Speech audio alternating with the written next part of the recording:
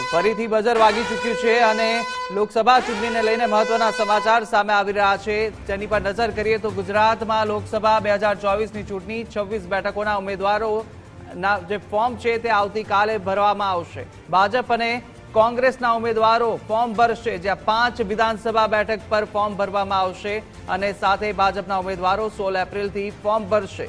કોંગ્રેસના લોકસભાની 4 બેઠકના ઉમેદવાર જાહેર થવાના બાકી છે, ત્યારે વિધાનસભાની પેટા ચૂંટણીમાં 5 ઉમેદવાર જાહેર થવાના બાકી છે। ચૂંટણીનું જાહેરનામું પ્રસિદ્ધ થતા રાજકીય ગરમાવો પણ વધશે।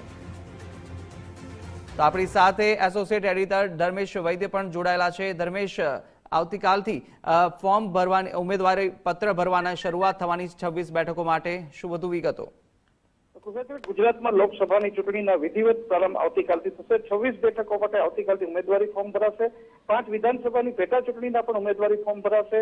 ભાજપના તમામ ઉમેદવારો 16 એપ્રિલથી ઉમેદવારી ફોર્મ ભરશે, એના કાર્યક્રમો પણ નક્કી થઈ ગયા છે। કોંગ્રેસમાં લોકસભાની 4 બેઠકોના ઉમેદવાર જાહેર થવાના બાકી છે। વિધાનસભાની પેટા ચૂંટણીના 5 ઉમેદવાર કોંગ્રેસના બાકી છે। ત્યારે હવે ગુજરાતમાં આવતીકાલથી જે ચૂંટણીનું જાહેરનામું પ્રસિદ્ધ થતા જે રાજકીય ગરમાવો વધશે, એને લઈને હવે ચૂંટણીનો રંગ અસલી પકડાશે અને 5 વિધાનસભાની પેટા ચૂંટણી અને લોકસભાની 26 બેઠકો માટે આવતીકાલથી વિધિવત ઉમેદવારી ફોર્મ ભરવાનું શરૂ કરશે।